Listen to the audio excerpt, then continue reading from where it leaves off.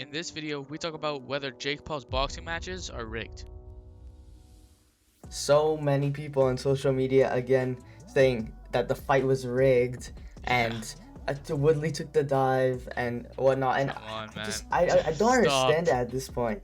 I don't get it because that shot, like you can see it any angle you like. That was the most clean shot you'll find, right on his face. And like someone was even saying how when he adjusted his hand, because he did a little weird like hand twitch right before he threw the punch, that was like the cue Such a for when stretch. Woodley was Such a gonna take stretch. his I, dive. I, I Not even a actually, I actually, stretch, just illusion. yeah, I actually watched the fight back, and that's just a natural habit of his. He was literally just, even in the first round, he was twitching. He was just moving his hands. He just moves his wrists. Just stay comfortable. It really just doesn't make sense. First of all, like that's highly illegal. It's why would Tyron Woodley ruin his legacy like that? That first fight, he got a decision win, or he got a decision loss, obviously, and it wasn't embarrassing for him because, I mean, obviously he lost to a YouTuber, so that part's embarrassing, but it's not like he got knocked out. It's not like he got memed. In this fight, he's become a meme. This is gonna be what people remember of his legacy, especially because recency bias. People are just gonna remember the later parts of his career, how he lost 4 times in the UFC, lost twice to Jake Paul, is 0-6 in his last, and it's super unfortunate to see him go out like that. And I just don't see why Woodley would take that. I just don't see why Woodley would risk his whole reputation just for some money. It just doesn't make any sense. Like this is also Showtime.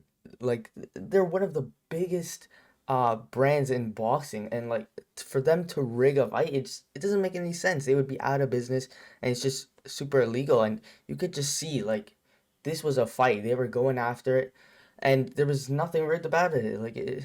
Yeah. How can you call it rigged when Jake Paul had an entire cut on his forehead and it was gushing blood, and it was coming, and Woodley was coming in with huge shots, Yeah, and they were both and going for it had his fully. moments, and there were tons of they were both going for it, and they were both obviously landing real shots. You can't watch that replay and say that they weren't trying to hurt each other. Especially at the It was end. definitely not rigged, and people who say that are mostly going to be people who are just bandwagoning and are sheep pretty much, because they're just following what everyone says, and it just makes no sense if you look at it logically.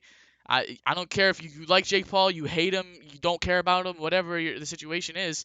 It really makes no sense for him to be rigging fights. I mean, they're throwing real shots, they're throwing hard shots, and yeah. Yeah, well, ultimately, at this point, it's pretty much just because they don't want to see, or they want to see Jake lose, and because they dislike him heavily. But like, come on, at this point, like, even if you like the guy or hate the guy or whatever, you have to at least somewhat like respect what he's doing, and especially like with him having to late fight replace. Like, if let's say if it was rigged, why would Tommy just back out for Woodley instead as well?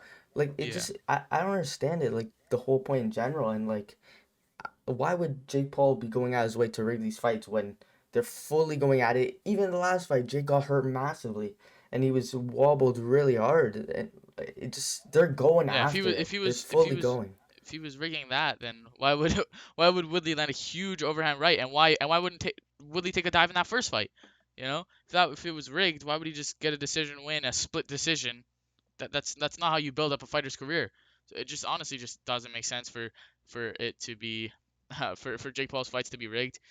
And especially like, come on, the most telling thing, like you can't fake a knockout like that Oh, happened. for sure. Tyron was he was gone. Like, how can you possibly rig? Like, you can't rig something like that. Like that The looks and and, as and real as it comes. and he literally, like, his face planted and dived right in head first into the canvas. You're not gonna find a fake fall like that where he goes face first, where his head collides with the canvas, and he's literally out on his feet, and he goes limp. You're not gonna find Yeah.